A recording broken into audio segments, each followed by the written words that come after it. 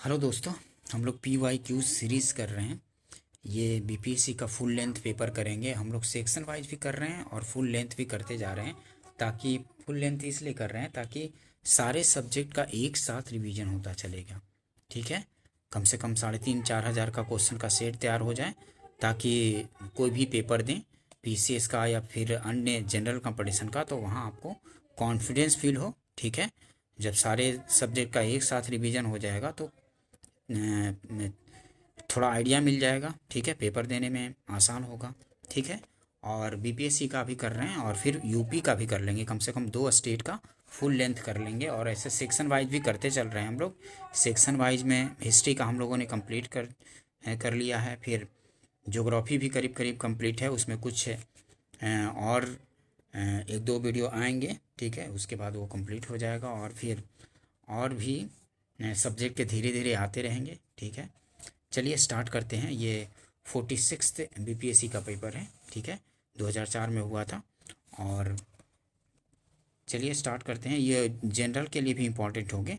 जहाँ भी सामान्य अध्ययन से क्वेश्चन पूछे जाते हैं वहाँ पूछे जा सकते हैं। ठीक है, क्योंकि PCS का और फिर IAS का जो क्वेश्चन होता है वो फिर जो भी निचले स्तर का एग्ज़ाम होता है जनरल कंपटीशन, वहाँ पूछे ही जाते रहते हैं। जैसे जनरल कंपटीशन में railway, SSC, banking, BSSC inter level, graduate level एवं BPSC के थ्रू जो टीचर्स के एग्ज़ाम लिए जाएंगे या फिर अन्य स्टेट में टीचर्स के एग्ज़ाम होंगे, उनके लिए काफ़ी इंपॉर्टेंट होंगे। जहाँ भी सामान्य अध्ययन से क्वेश्चन पूछे जाएंगे उनके लिए। ठीक है, चलिए स्टार्ट करते हैं। ये 46th BPSC का प्री का पेपर है। चलिए स्टार्ट करते हैं। ईसा पूर्व 6ठी सदी में विश्व की प्रथम गणतंत्रात्मक व्यवस्था कहाँ थी? तो ईसा पूर्व 6ठी सदी में विश्व की प्रथम गणतंत्रात्मक व्यवस्था कहाँ थी? तो वो थी वैशाली में। ठीक है, ध्यान रखेंगे, वैशाली में काफ़ी बार पूछा जाता है। ये आंसर हो जाएगा। पटना से 55 किलोमीटर दूर गंगा नदी के पार वैशाली स्थित है। वज्जी और लिच्छवियों के काल में ईसा पूर्व 6ठी शताब्दी में, मतलब 6ठी शताब्दी ईसा पूर्व में यहाँ प्रथम गणतंत्रात्मक व्यवस्था स्थापित हुई थी। ध्यान रखेंगे, वैशाली में वज्जी और लिच्छवियों के काल में 6ठी शताब्दी ईसा पूर्व में गणतंत्रात्मक व्यवस्था थी। विश्व में प्रथम गणतंत्रात्मक व्यवस्था। नेक्स्ट क्वेश्चन देखते हैं। चीनी यात्री वेनसांग ने किस विश्वविद्यालय में अध्ययन किया था? तो चीनी यात्री जो वेनसांग था वो नालंदा विश्वविद्यालय में अध्ययन किया था। डी आंसर हो जाएगा। चीनी यात्री वेनसांग ने 6 वर्ष तक नालंदा विश्वविद्यालय में अध्ययन किया था। ठीक है, नेक्स्ट क्वेश्चन देखते हैं। जिसके ग्रंथ में चंद्रगुप्त मौर्य का विशिष्ट रूप से वर्णन हुआ है वह है, चंद्रगुप्त मौर्य का किसके ग्रंथ में विशिष्ट रूप से वर्णन हुआ है? तो विशाख दत्त के ग्रंथ में वर्णन हुआ है चंद्रगुप्त मौर्य का। ठीक है, ध्यान रखेंगे, जिसके ग्रंथ में चंद्रगुप्त मौर्य का विशिष्ट रूप से वर्णन हुआ है वह है विशाख दत्त। एक्सप्लेनेशन देखिए। विशाख दत्त कृत, मतलब विशाख दत्त का जो पुस्तक है मुद्रा राक्षस, उसी में गुप्तकालीन ये रचना है मुद्रा राक्षस, जिसमें मौर्य सम्राट चंद्रगुप्त मौर्य का विशिष्ट रूप से वर्णन हुआ है। विशाख दत्त कृत मुद्रा राक्षस में चंद्रगुप्त का विशिष्ट रूप से वर्णन हुआ है। नेक्स्ट क्वेश्चन देखते हैं। वह स्रोत जिसमें पाटलिपुत्र के प्रशासन का वर्णन उपलब्ध है वह है इंडिका। ठीक है, मेगास्थनीज का जो पुस्तक है इंडिका, उसी में पाटलिपुत्र के प्रशासन का वर्णन उपलब्ध है। वह स्रोत जिसमें पाटलिपुत्र के प्रशासन का वर्णन उपलब्ध है वह है इंडिका। सी आंसर हो जाएगा। पाटलिपुत्र के प्रशासन का वर्णन मेगास्थनीज कृत इंडिका में है। ये मेगास्थनीज ने पाटलिपुत्र को पोलीब्रोथा कहा है। मेगास्थनीज ने पाटलिपुत्र को क्या कहा है? तो पोलीब्रोथा कहा है। ध्यान रखेंगे। नेक्स्ट क्वेश्चन देखते हैं। तृतीय बौद्ध संगीति कहाँ आयोजित हुई थी? तो तृतीय बौद्ध संगीति जो हुई थी पाटलिपुत्र में हुई थी। बी आंसर हो जाएगा। तृतीय बौद्ध संगीति का आयोजन कहाँ हुआ था? पाटलिपुत्र में मोगलीपुत्तिस की अध्यक्षता में अशोक के शासनकाल में हुआ था। ठीक है, मोगलीपुत्तिस की अध्यक्षता में अशोक के शासनकाल में कहाँ? तो पाटलिपुत्र में हुआ था तृतीय बौद्ध संगीति। नेक्स्ट क्वेश्चन देखते हैं, किस शासक द्वारा सर्वप्रथम पाटलिपुत्र का राजधानी के रूप में चयन किया गया? तो किस शासक द्वारा पाटलिपुत्र को सर्वप्रथम राजधानी के रूप में चयन किया गया? तो वो था उदयन था। ठीक है, ये हर्यक वंश का शासक था। ठीक है, महावंश के अनुसार अजात शत्रु के उत्तराधिकारी उदयन ने 459 ईस्वी पूर्व से 443 ईस्वी पूर्व तक शासक रहा था। ये पाटलिपुत्र नगर की स्थापना की थी। ठीक है, उदयन ने पाटलिपुत्र नगर की स्थापना की थी। नेक्स्ट क्वेश्चन देखते हैं, अशोक के शिलालेखों में प्रयुक्त भाषा क्या थी? तो अशोक के शिलालेखों में प्रयुक्त भाषा प्राकृत थी। बी आंसर हो जाएगा। ठीक है, अशोक महान 273 ईस्वी पूर्व से 232 ईस्वी पूर्व के शिलालेखों में प्रयुक्त भाषा प्राकृत है। अशोक के शिलालेखों की संख्या 14 है, जो 8 अलग अलग स्थानों से प्राप्त हुए हैं। 1837 ईस्वी में सर्वप्रथम जेम्स प्रिंसेप को इसे पढ़ने में सफलता प्राप्त हुई है। ठीक है, जो शिलालेख मिले हैं उसको सर्वप्रथम किसने पढ़ा है? तो 1837 ईस्वी में जेम्स प्रिंसेप ने उसको पढ़ा था, अशोक के अभिलेखों को। नेक्स्ट क्वेश्चन देखते हैं, निम्नलिखित में से किस मौर्य राजा ने दक्कन की विजय प्राप्त की थी? तो किस मौर्य राजा ने दक्कन की विजय प्राप्त की थी? तो वो चंद्रगुप्त मौर्य ही था। बी आंसर हो जाएगा। चंद्रगुप्त मौर्य ने ही दक्कन की विजय प्राप्त की थी। बी आंसर होगा। प्रथम मौर्य शासक चंद्रगुप्त मौर्य ने दक्कन की विजय प्राप्त की। यूनानी लेखक जस्टिन ने लिखा है कि चंद्रगुप्त मौर्य ने 6 लाख सेना लेकर समस्त भारत को रौंद डाला। ठीक है, किसने लिखा है? यूनानी लेखक जस्टिन ने लिखा है कि चंद्रगुप्त मौर्य ने 6 लाख सेना लेकर समस्त भारत को रौंद डाला है। नेक्स्ट क्वेश्चन देखते हैं, मेगास्थनीज ने भारतीय समाज को कितने श्रेणियों में विभाजित किया? तो मेगास्थनीज ने भारतीय समाज को 7 वर्गों में विभाजित किया था। ध्यान रखेंगे, डी आंसर हो जाएगा। 7 वर्गों में 7 श्रेणियों में विभाजित किया है भारतीय समाज को मेगास्थनीज ने। मेगास्थनीज यूनानी शासक सेल्यूकस निकेटर का दूत था, ने अपनी पुस्तक इंडिका में भारतीय समाज को 7 श्रेणियों में विभाजित किया था।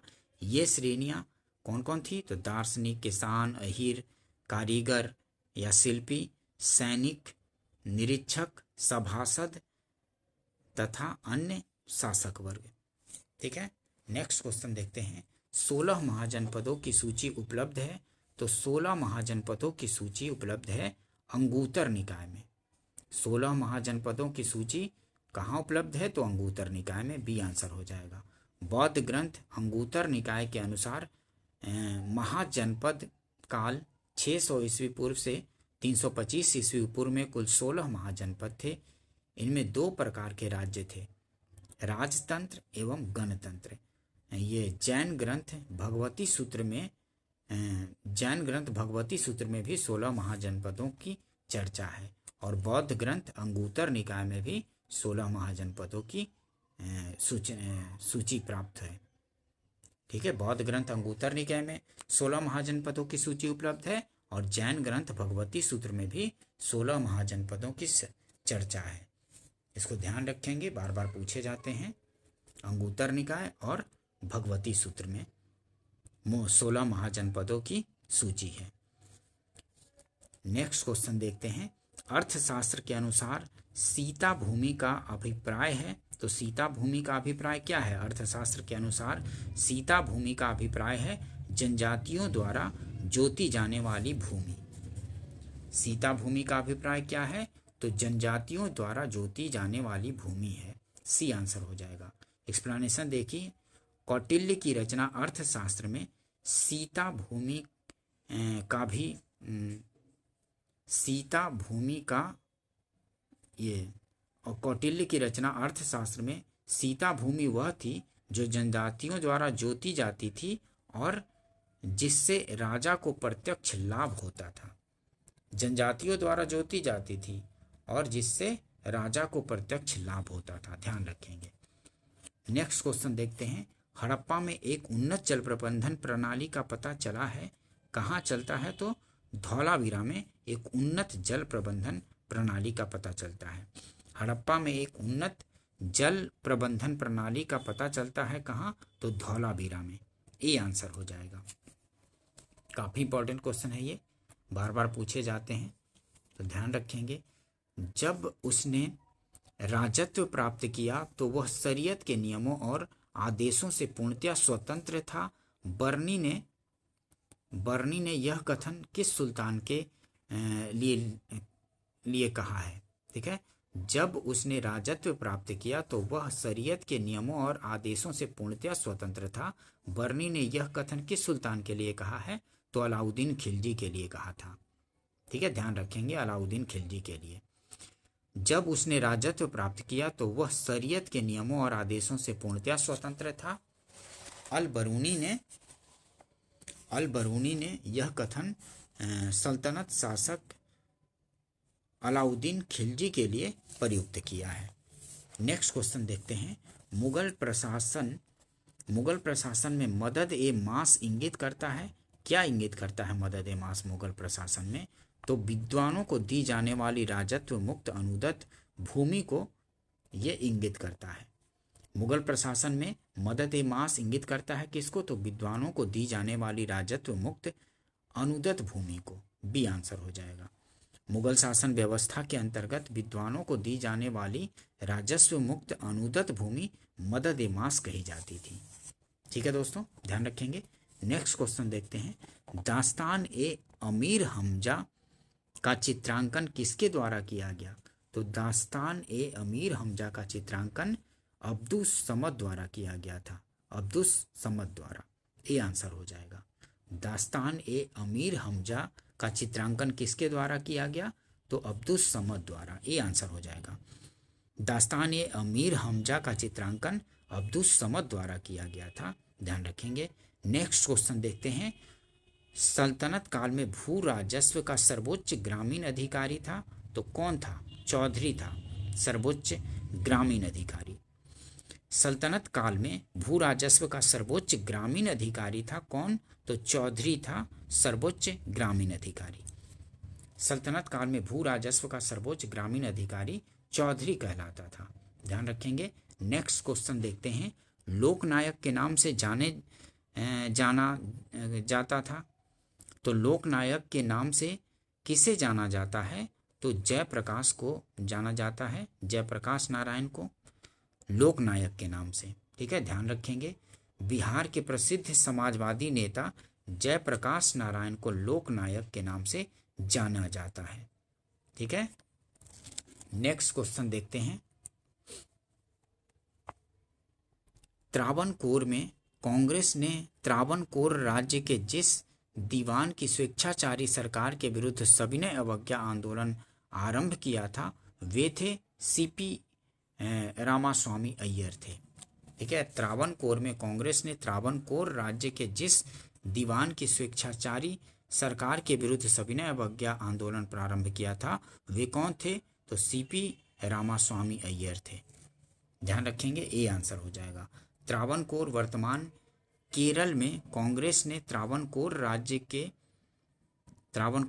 के दीवान सीपी रामास्वामी अय्यर की स्वेच्छाचारी सरकार के विरुद्ध सविनय अवज्ञा आंदोलन 1932 प्रारंभ किया था।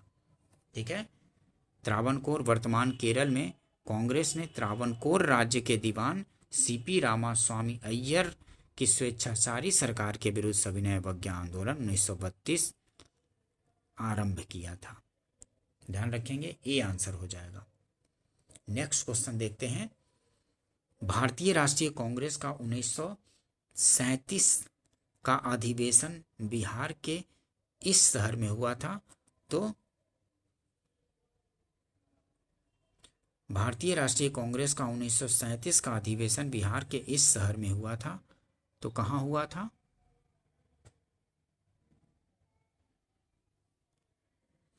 उन्नीस सौ सैंतीस का अधिवेशन किस शहर में हुआ था? तो फैजपुर में हुआ था। ठीक है, भारतीय राष्ट्रीय कांग्रेस का 1937 का अधिवेशन किस शहर में हुआ था? तो फैजपुर में हुआ था, ध्यान रखेंगे। फैजपुर कहाँ है? तो फैजपुर बिहार में नहीं है, ठीक है।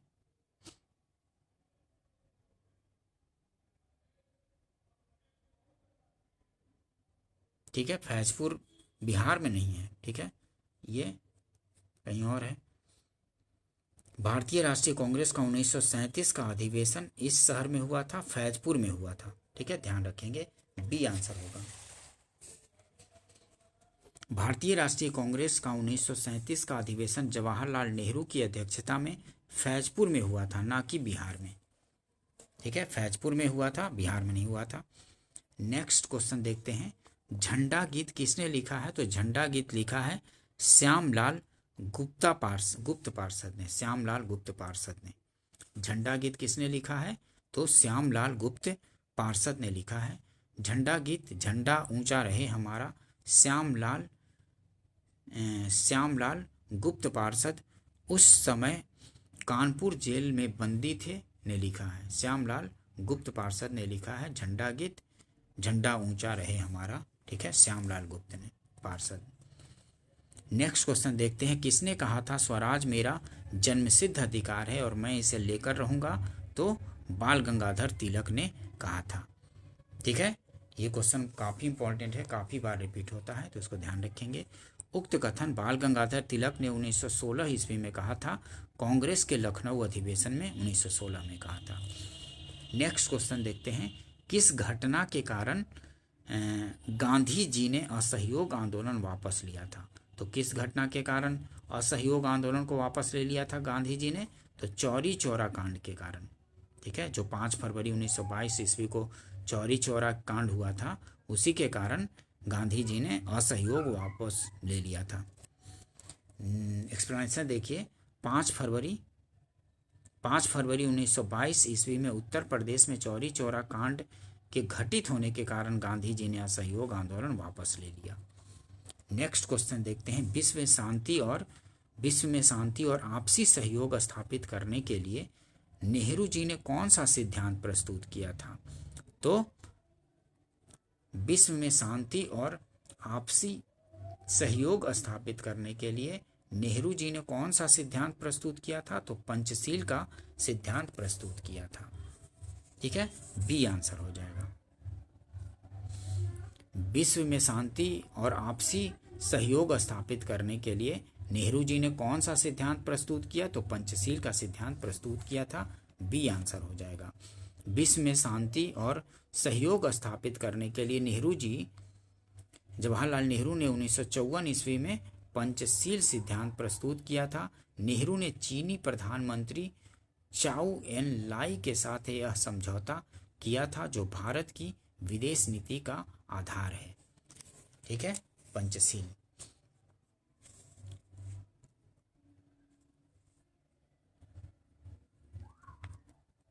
नेक्स्ट क्वेश्चन देखते हैं, सर्वोदय शब्द का प्रयोग सर्वप्रथम किसने किया था? तो सर्वोदय शब्द का प्रयोग सर्वप्रथम किया था महात्मा गांधी ने, ठीक है, सर्वोदय शब्द का प्रयोग सर्वप्रथम किसने किया था?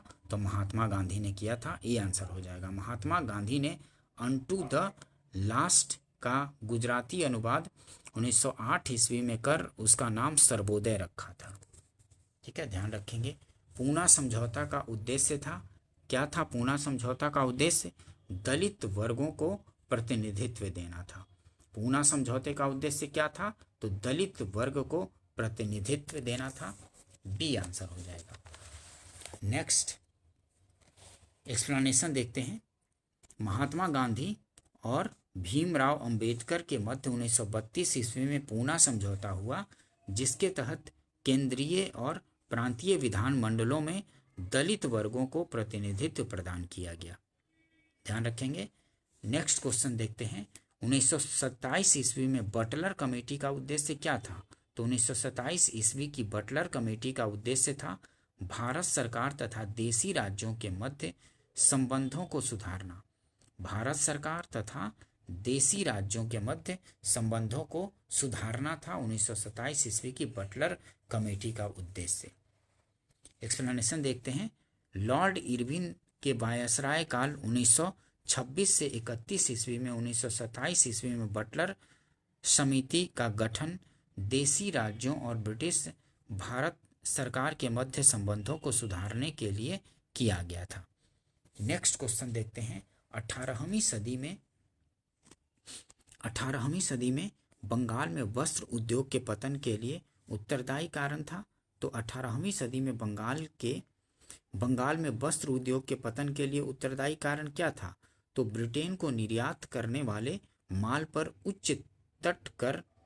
ठीक है, 18वीं सदी में बंगाल में वस्त्र उद्योग के पतन के लिए उत्तरदायी कारण क्या था? तो ब्रिटेन को निर्यात करने वाले माल पर उच्च तट कर लगाया जाना। ठीक है, जो ब्रिटेन को यहाँ से भारतीयों द्वारा जो माल भेजा जाता था उस पे उच्च दर पर कर लगाया जाता था। इस वजह से यहाँ का माल वहाँ महंगा हो जाता था और फिर बिक नहीं पाता था। ठीक है, इसी वजह से पतन हुआ था यहाँ के वस्त्र उद्योग का। ध्यान रखेंगे, 18वीं सदी में बंगाल में वस्त्र उद्योग के पतन के लिए उत्तरदायी कारण था। तो क्या? ब्रिटेन को निर्यात करने वाले माल पर उच्च तट कर। सी आंसर हो जाएगा। 18वीं सदी में बंगाल के वस्त्र उद्योग के पतन के लिए उत्तरदायी कारणों में ब्रिटेन को निर्यात होने वाले माल पर उच्च तट कर लगाना था। नेक्स्ट क्वेश्चन देखते हैं। अंग्रेजों द्वारा भारतीयों को 1947 ईस्वी में सत्ता हस्तांतरित किए जाने के समय कांग्रेस अध्यक्ष कौन थे? तो उस समय कांग्रेस अध्यक्ष थे जेबी कृपलानी। जिस समय भारत को सत्ता हस्तांतरित की गई थी, मतलब भारत जब स्वतंत्र हुआ था तो उस समय कांग्रेस के अध्यक्ष थे जेबी कृपलानी थे। ध्यान रखेंगे, ये अंग्रेजों द्वारा भारतीयों को 1947 ईस्वी में सत्ता हस्तांतरित किए जाने के समय कांग्रेस अध्यक्ष कौन थे? तो वो थे जेबी कृपलानी। काफ़ी इंपॉर्टेंट क्वेश्चन है, बार बार रिपीट होता है तो इसको ध्यान रखेंगे। अंग्रेजों द्वारा भारतीयों को 1947 ईस्वी में सत्ता हस्तांतरित किए जाने के समय कांग्रेस के अध्यक्ष जेबी कृपलानी थे। यह कांग्रेस का विशेष अधिवेशन था जिसका आयोजन नई दिल्ली में हुआ।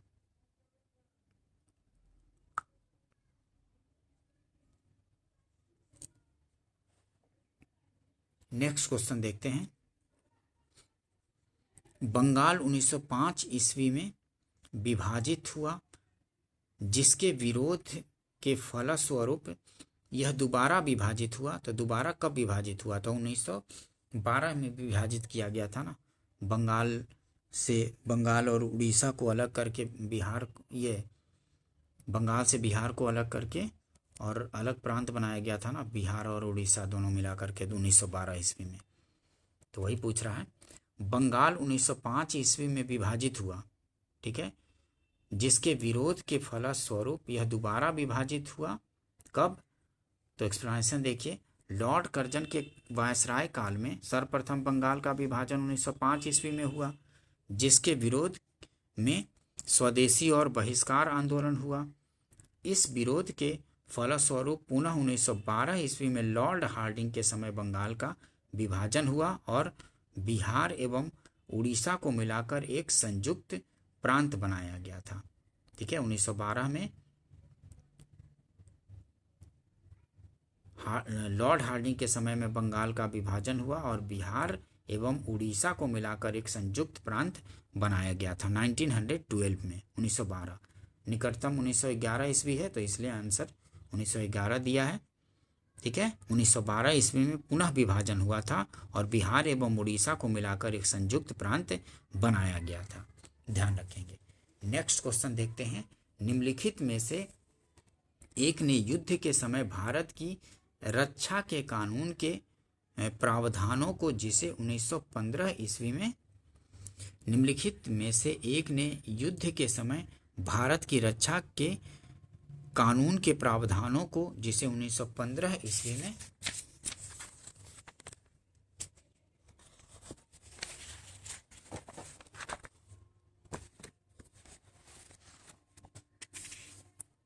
पंजाब में गदर के विरुद्ध इस्तेमाल किया गया था, शांति के समय भी जारी रखना चाहा था। कौन? तो लॉर्ड हार्डिंग। पंजाब में गदर के विरुद्ध इस्तेमाल किया गया था, शांति के समय भी जारी रखना चाहा था। किसने? तो लॉर्ड हार्डिंग ने। लॉर्ड हार्डिंग ने युद्ध के समय भारत की रक्षा के कानून के प्रावधानों को, जिसे 1915 ईस्वी में पंजाब में गदर के विरुद्ध इस्तेमाल किया गया था, शांति के समय भी जारी रखना चाहा था। किसने? तो लॉर्ड हार्डिंग ने। ध्यान रखेंगे। अमृतसर में जलियांवाला बाग में भीड़ का दमन हुआ। कब? तो 13 अप्रैल 1919 को ना। अमृतसर के जलियांवाला बाग में भीड़ का दमन कब हुआ था? तो 13 अप्रैल 1919 ईस्वी को। बी आंसर होगा। अमृतसर के जलियांवाला बाग में भीड़ का दमन जनरल डायर ने 13 अप्रैल 1919 को बैसाखी के दिन सायंकाल 4:30 बजे किया था। ध्यान रखेंगे। 13 अप्रैल 1919 का जलियांवाला हत्याकांड हुआ था 13 अप्रैल 1919 को। लंदन में द्वितीय गोलमेज सम्मेलन की असफलता इसकी छत्रछाया में हुआ था। तो किसकी छत्रछाया में?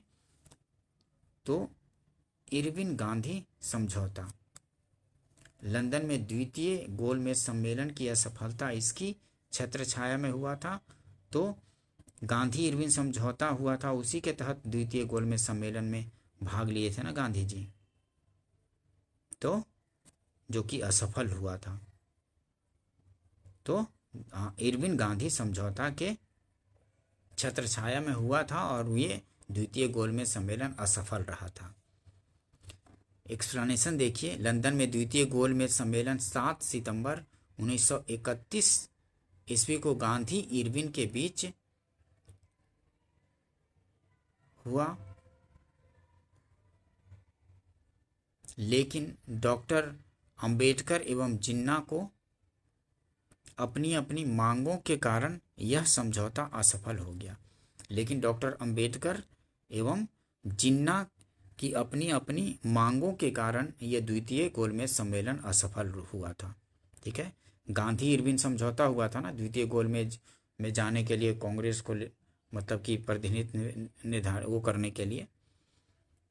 तो यही आंसर हो गया। गांधी इरविन समझौता के तहत ये द्वितीय गोलमेज सम्मेलन में भाग लिए थे गांधी जी, लेकिन ये असफल रहा था।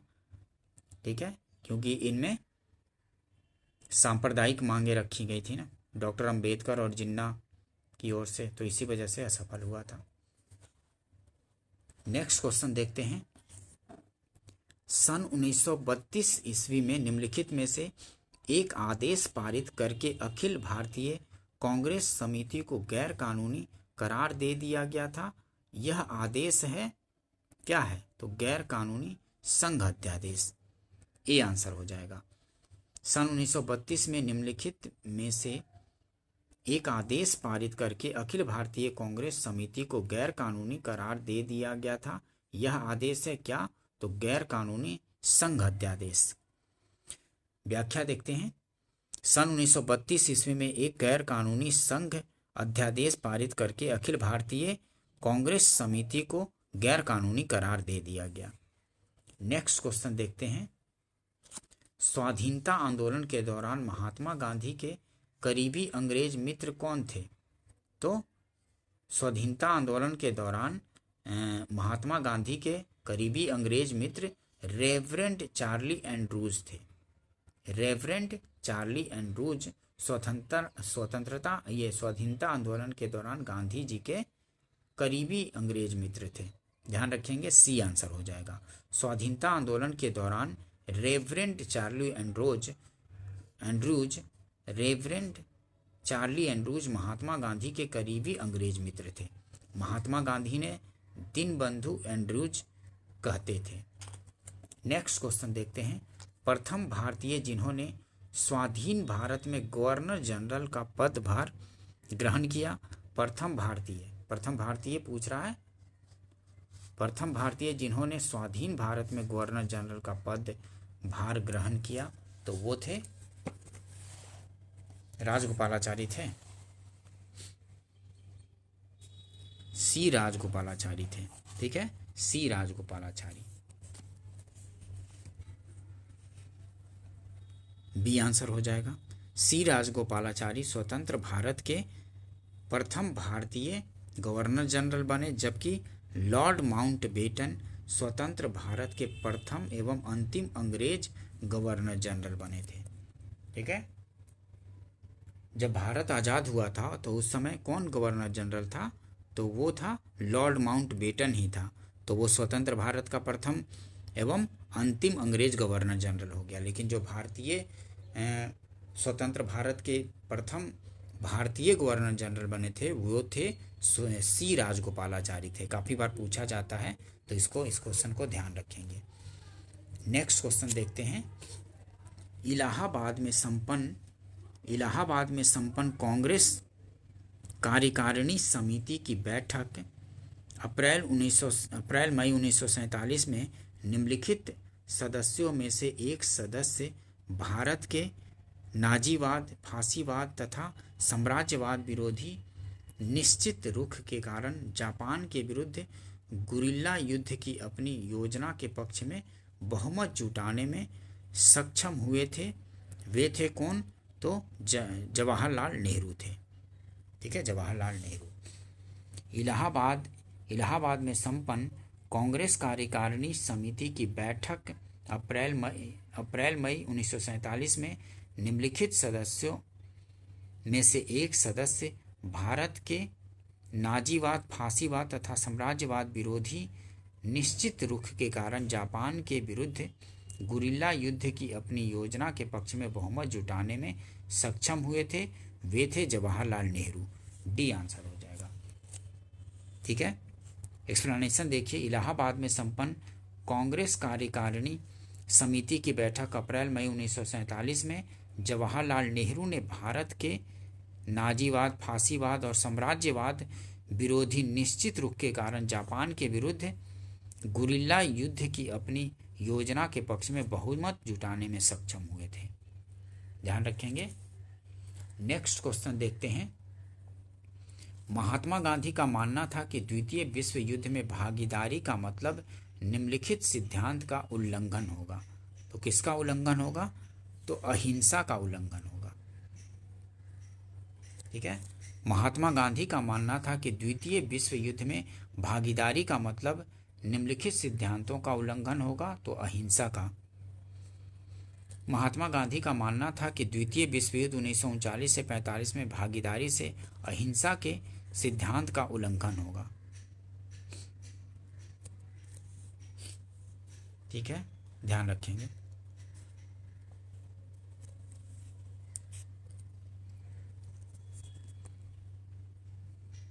नेक्स्ट क्वेश्चन देखते हैं। सन 1935 के विधेयक के तहत गठित संयुक्त संसदीय समिति के अध्यक्ष सन 1935 के विधेयक के तहत गठित संयुक्त संसदीय समिति के अध्यक्ष थे, जिसके परिणाम स्वरूप भारत सरकार कानून 1935 निर्मित हुआ। तो लॉर्ड लिनलिथगो के सन 1935 के विधेयक के तहत गठित संयुक्त संसदीय समिति के अध्यक्ष थे, जिसके परिणाम स्वरूप भारत सरकार कानून 1935 निर्मित हुआ। तो लॉर्ड लिनलिथगो थे। ठीक है, लॉर्ड लिनलिथगो। ये आंसर हो जाएगा। सन 1935 के विधेयक के तहत गठित संयुक्त संसदीय समिति के अध्यक्ष लॉर्ड लिनलिथगो थे, जिसके परिणाम स्वरूप भारत सरकार कानून 1935 निर्मित हुआ। सन 1900 व्याख्या देखते हैं, एक्सप्लेनेशन से और अच्छे समझ में आएगा। सन 1935 के विधेयक के तहत गठित संयुक्त संसदीय समिति के अध्यक्ष लॉर्ड लिनलिथगो थे, जिसके परिणाम स्वरूप भारत सरकार कानून 1935 निर्मित हुआ था। सन 1935 के विधेयक के तहत गठित संयुक्त संसदीय समिति के अध्यक्ष लॉर्ड लिनलिथगो थे, जिसके परिणाम स्वरूप भारत सरकार कानून 1935 निर्मित हुआ। नेक्स्ट क्वेश्चन देखते हैं। 1906 ईस्वी में मिंटो से शिमला में मिले मुसलमानों के शिष्टमंडल ने प्रार्थना की मुसलमानों के लिए पृथक निर्वाचक वर्ग की। ध्यान रखेंगे।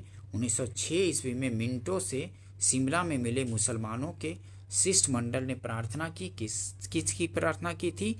तो मुसलमानों के लिए पृथक निर्वाचक वर्ग की मांग की थी। ठीक है, ए आंसर हो जाएगा। नेक्स्ट क्वेश्चन देखते हैं, एक्सप्लेनेशन देखिए।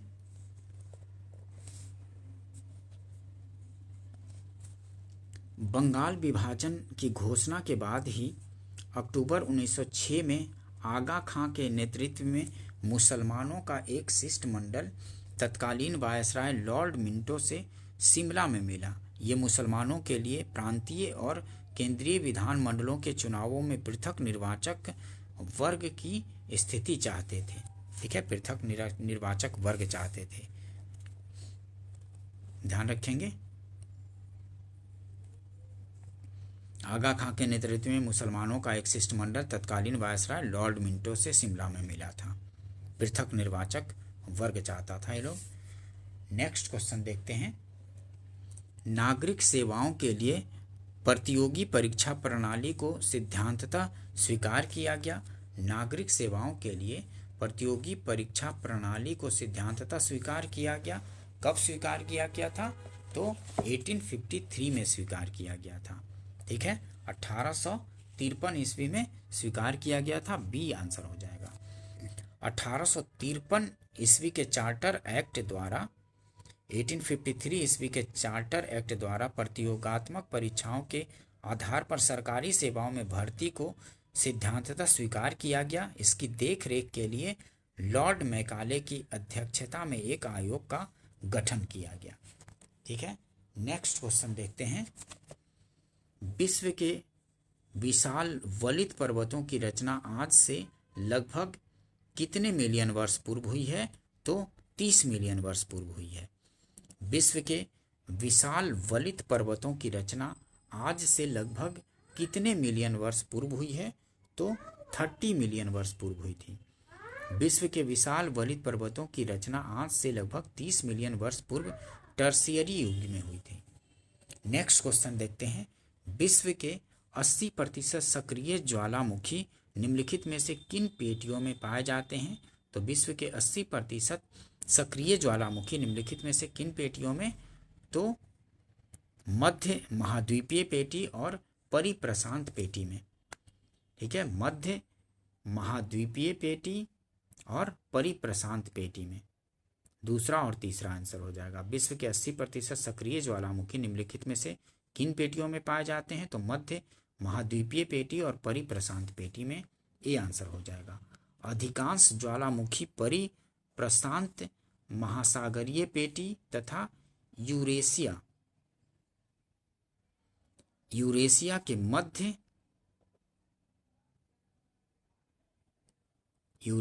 के मध्य महाद्वीपीय पेटी में पाए जाते हैं। अधिकांश ज्वालामुखी परिप्रशांत महासागरीय पेटी, परिप्रशांत महासागरीय पेटी तथा यूरेशिया के मध्य महाद्वीपीय पेटी में पाए जाते हैं। परिप्रशांत महासागरीय पेटी को प्रशांत महासागर का अग्नि वलय या ज्वाला वृत्त, ठीक है, पैसिफिक रिंग ऑफ फायर कहते हैं, ध्यान रखेंगे। नेक्स्ट क्वेश्चन देखते हैं, विश्व के विशालतम स्वर्ण क्षेत्र दक्षिण अफ्रीका के निम्नलिखित में से कौन सी पर्वत श्रेणियों में अवस्थित है? तो वो है विटवाटरलैंड में। विश्व के विशालतम स्वर्ण क्षेत्र दक्षिण अफ्रीका के निम्नलिखित में से कौन सी पर्वत श्रेणियों में अवस्थित है? तो वो है विटवाटरलैंड में। सी आंसर हो जाएगा। विश्व के विशालतम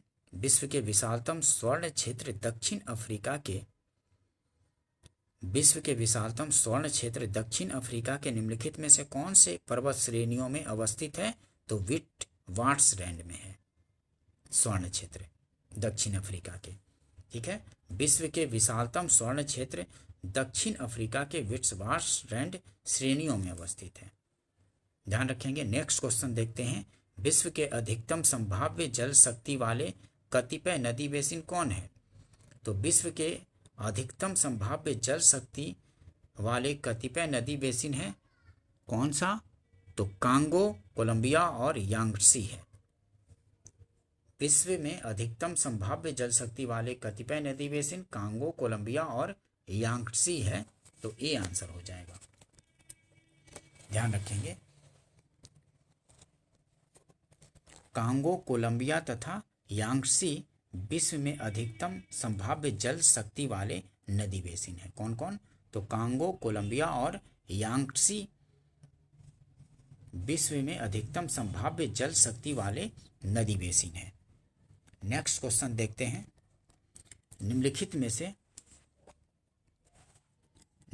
में से कौन से प्रमुख समूहन में हमें विश्व की 2/3 जनसंख्या का मधुमक्खी छत्ते की भांति संकेंद्रण देखने को मिलता है? तो कहाँ मिलता है? दक्षिण पूर्व एशिया में। निम्नलिखित में से कौन से प्रमुख समूहन में हमें विश्व की 2/3 जनसंख्या का मधुमक्खी छत्ते की भांति संकेंद्रण देखने को मिलता है? तो दक्षिण पूर्व एशिया में मिलता है। सी आंसर हो जाएगा। ध्यान रखेंगे। भारत अवस्थित है, तो भारत कहाँ अवस्थित है? भारत अवस्थित है, तो भारत अवस्थित है अक्षांश ये 8 डिग्री 4 मिनट उत्तर अक्षांश से 37 डिग्री 6 मिनट उत्तरी अक्षांश तक तथा 68 डिग्री 7 मिनट पूर्वी देशांतर से 97 डिग्री 25 मिनट पूर्वी देशांतर के मध्य स्थित है। ध्यान रखेंगे। सी आंसर हो जाएगा।